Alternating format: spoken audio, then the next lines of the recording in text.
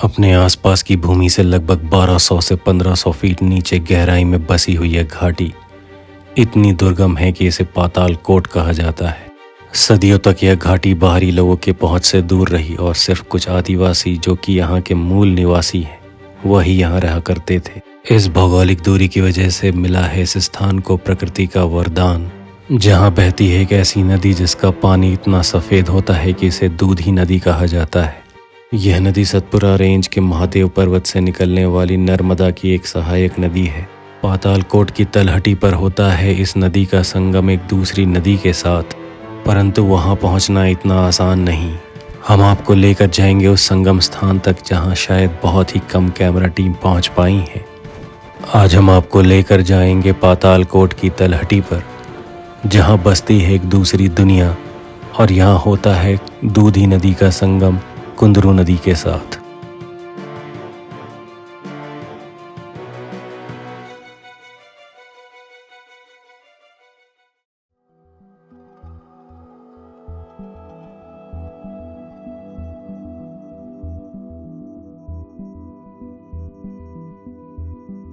पातालकोट बादलों के बीच घिरा हुआ। जुलाई में मॉनसून यहाँ प्रवेश कर चुका है। एकांत और दुर्गम स्थान आपको दूसरी दुनिया में होने का एहसास दिलाता है। पातालकोट, इस इलाके को यह नाम इसीलिए दिया गया होगा क्योंकि यह इतना दुर्गम था कि यहाँ शायद ही कोई बाहर का व्यक्ति पहुंच पाता होगा। घोड़े के नाल के आकार की यह घाटी इसके आसपास के समतल जमीन और पहाड़ियों से लगभग 1200 से 1500 फीट नीचे है। पर्यटक अब यहाँ जरूर आते हैं, पर ज़्यादातर लोग सामने दिख रही पहाड़ियों पर बने व्यू पॉइंट से इस घाटी को देखकर चले जाते हैं। कुछ लोग इस घाटी के अंदर भी आते हैं जहाँ हम खड़े हैं वहाँ तक, क्योंकि यहाँ तक एक पक्का मार्ग बन चुका है और इसे ही पातालकोट कहते हैं। परंतु हम आपको वहाँ लेकर जाएंगे जहाँ बहुत ही कम लोग पहुँच पाते हैं। तो चलिए आपको लेकर चलते हैं एक रोचक और एडवेंचरस यात्रा पे। अब इस घाटी के अंदर पहुंचने के लिए एक ऑल सीजन रोड बनाया जा रहा है जिसकी प्रक्रिया चालू है, परंतु बरसात के मौसम होने की वजह से इसमें काफ़ी मिट्टी और फिसलन है जहां हमारी गाड़ी आगे नहीं जा पाई। फिर हमने यहाँ के स्थानीय लोगों से मदद मांगी, परंतु तुरंत ही स्थानीय लोगों की मदद से हम एक दूसरे रास्ते से घाटी के अंदर प्रवेश कर गए और हम अपने गंतव्य की ओर बढ़ने लगे, जो कि है चिमटीपुर गांव। पातालकोट में 12 गांवों में से एक गांव है चिमटीपुर गांव और ये 12 गांवों की आबादी मिला के लगभग 2500 ही है।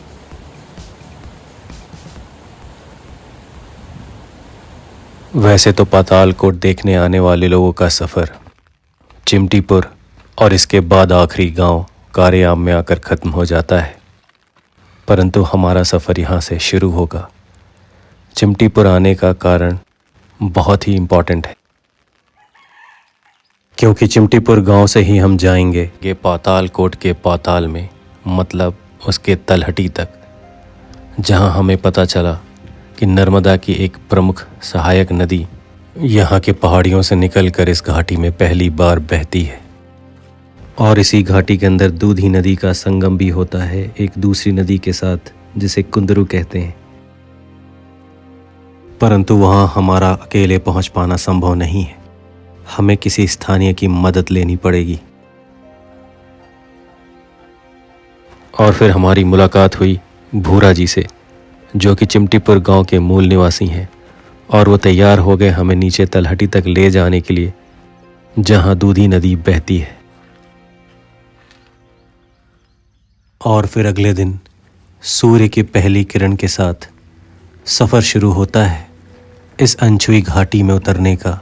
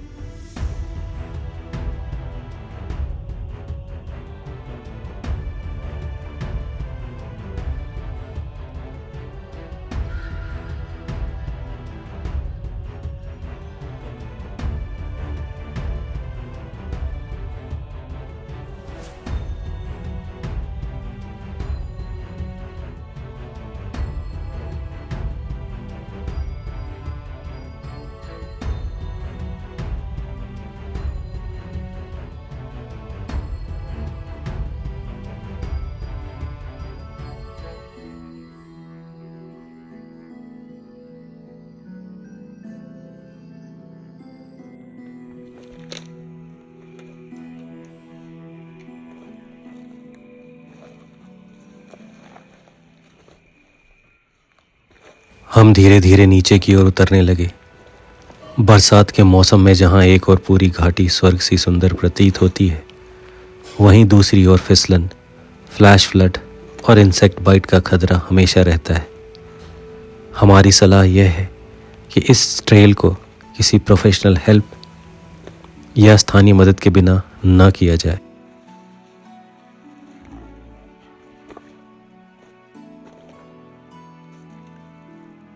बीच बीच में भूरा जी जंगल से कुछ जड़ी बूटियां भी इकट्ठा करते जा रहे थे। कई पीढ़ियों से जंगल में रहने वाले लोग अपनी सारी जरूरतों की चीजें जंगल से ही प्राप्त कर लेते थे और जंगल और इंसान एक दूसरे का ध्यान रखते थे।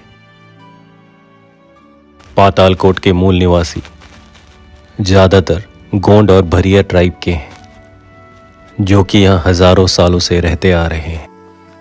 मनुष्यों से दूरी बनी रहने की वजह से यह घाटी एक बायोलॉजिकल हॉटस्पॉट है, जिसमें इंडेंजर्ड स्पीसीज पाए जाते हैं। वनस्पति और जीव जंतु के कुछ वनस्पति जैसे शतावरी, सुगंधित हल्दी, हेमिडमस इंडिका इत्यादि।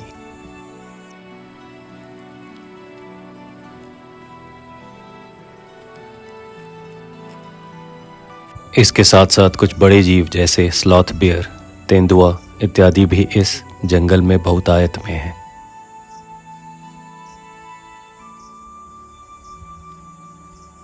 अब आगे की घाटी में उतरने की जगह काफी सीधी और कठिन है, जहां हर वक्त फिसलने का डर रहता है।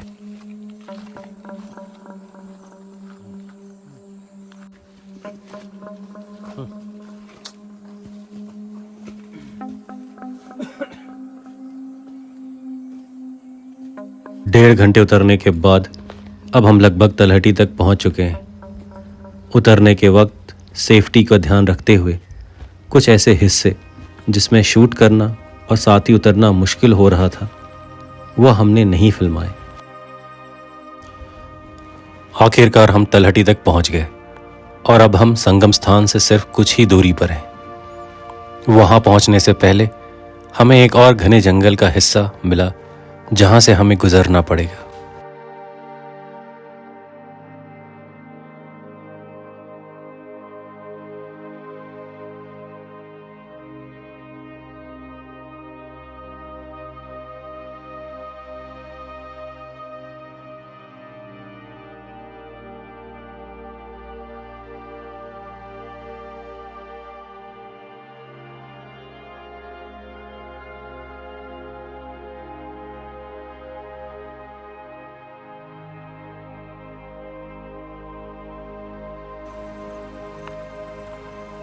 इस जंगल के हिस्से को पार करते ही हमारे कानों को पानी की ध्वनि सुनाई पड़ने लगी।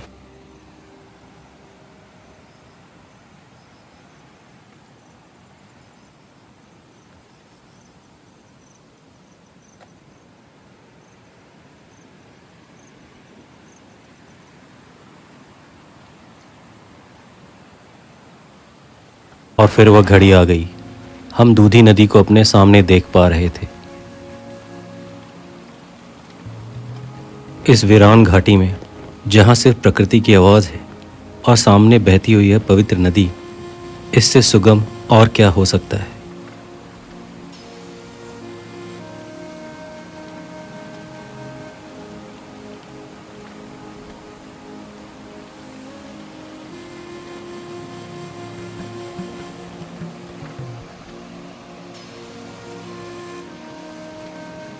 और साथ में जो आप बाईं तरफ धारा देख रहे हैं, जो कि दूधी नदी में आकर मिल रही है, वह है कुंदरू नदी, जो कि एक बरसाती नदी है जो सिर्फ इस घाटी में ही बहती है और आकर फिर दूधी में मिल जाती है, इस स्थान पर जहां इन दोनों नदियों का संगम होता है।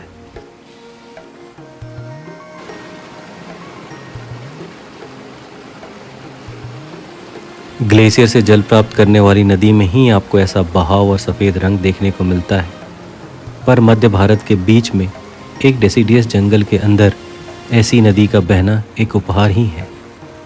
और शायद इसी वजह से स्थानीय लोग इसे दूधी नदी कहते हैं, जो कि अपने सफ़ेद रंग की वजह से एक दूध की धारा की तरह दिखती है।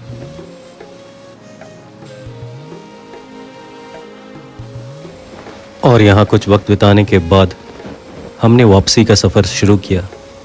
वापसी का सफ़र भी कोई कम रोमांचकारक नहीं है, क्योंकि वापसी में हम उस रास्ते से नहीं जाएंगे जहाँ से हम आए थे, क्योंकि वहाँ पर बहुत खड़ी चढ़ाई है जिसे वापस चढ़ना मुश्किल है। इसलिए अब हम नदी के रास्ते लगभग 700 से 800 मीटर या लगभग 1 किलोमीटर आगे जाएंगे और फिर एक कम खड़ी जगह से पहाड़ी के ऊपर चढ़ेंगे और इस घाटी से बाहर निकलेंगे।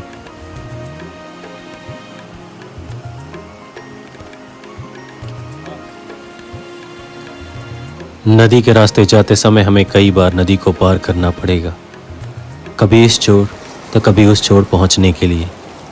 आप देख सकते हैं कि यह नदी पूरे समय घाटी में से बहती है और एक तरीके से यह एक सकरे रास्ते की तरह है, जहां अत्यधिक बरसात के समय पानी अचानक से वेग से भर जाता है। इसीलिए खास तौर पर बरसात के समय यहाँ काफ़ी सतर्क रहने की ज़रूरत है।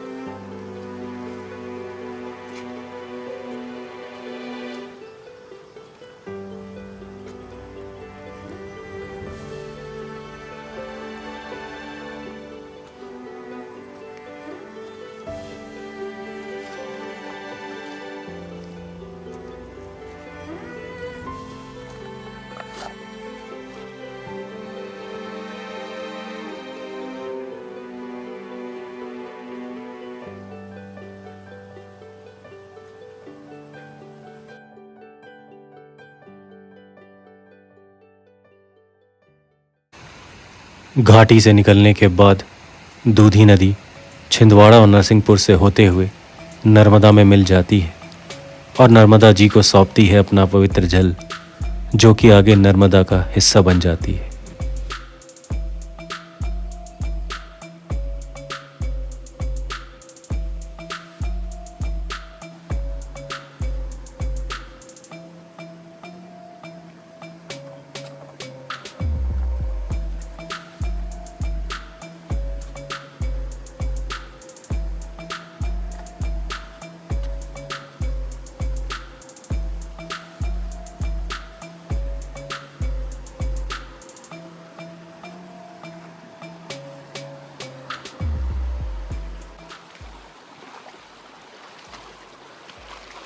दूर से भले ही नदी का वेग कई बार कम नजर आए, परंतु पास पहुंचकर वेग समझ में आता है। नदी को क्रॉस करते वक्त कई जगह हमें काफ़ी तेज वेग का सामना करना पड़ा। कई स्थान पर काई जमने की वजह से भी फिसलन होती है, जिसके लिए कदम को संभाल कर रखना पड़ता है। एक बहुत अच्छी चीज़ जो हमें देखने को मिली कि कई जगहों पर समय के साथ रेत इकट्ठा होने के बाद छोटे छोटे बीचेस जैसे जगह बन गए हैं, जो कि बहुत ही मनोहर और मनोरम नज़र आते हैं।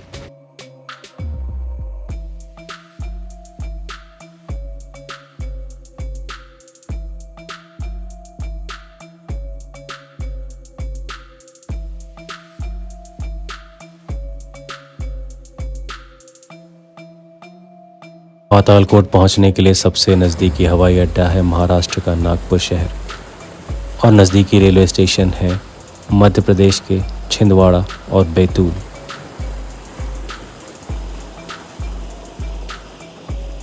अब अगले 1 मिनट हम आपके और प्रकृति के बीच से हट जाते हैं और आपको छोड़ देते हैं प्रकृति की मूल स्वरूप और मूल ध्वनि के साथ।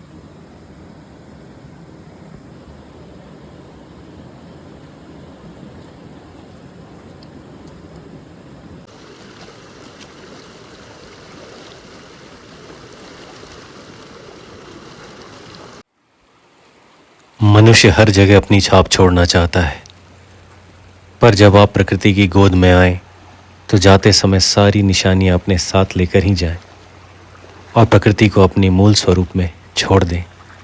यही उसके लिए और हमारे लिए अच्छा है। इसी के साथ आपसे विदा लेते हैं, इस वादे के साथ कि अगले हफ्ते आपसे फिर मुलाकात होगी। तब तक के लिए नमस्कार।